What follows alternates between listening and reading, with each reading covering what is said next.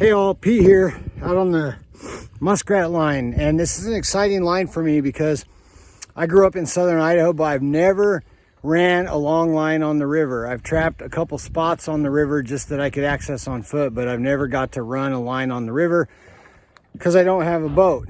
But this year, a friend of mine who I met through Idaho Trappers Association, which I highly recommend joining. Even if you're not a trapper, you're just a hunter, join them.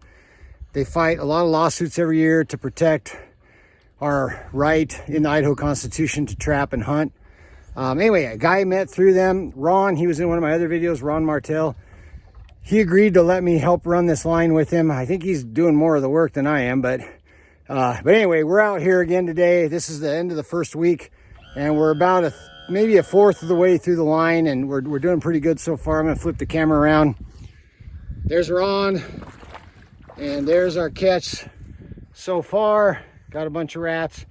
And what we're doing is we're using these floats that Ron made. They're a little different than the floats I make, but they're working really good on the river. They got a layer of foam on the bottom, flat surface, hole in the middle for the pole to go down, and a trap on each side with some fresh carrots in there. So that's what we're doing. Me and my daughter Amelia cut up a giant bag of carrots the other day, so we had carrots for the line. So it's a beautiful, beautiful Saturday day out here on the river. Duck season's over, so we're all alone out here and having a good time.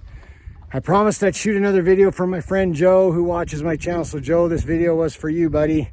Couple things real quick about these floats. One is we're using steel rods instead of fiberglass. They tend to be easier to drive into the ground. There's a lot of rocks and pebbles and stuff in this river bottom, and they tend to drive in a little easier.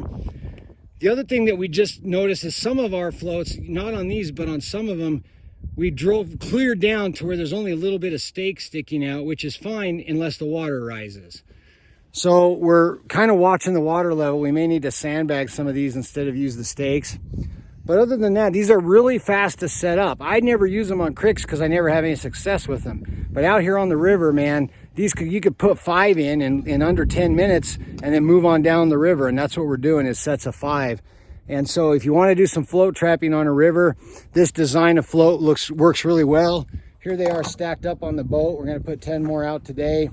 We're using #1 long spring traps. Easier to set for sure. And I'm a long spring guy anyway, so stay tuned. I'll try to shoot a few more as the season progresses, but remember, God is great, guns are good, and freedom is precious.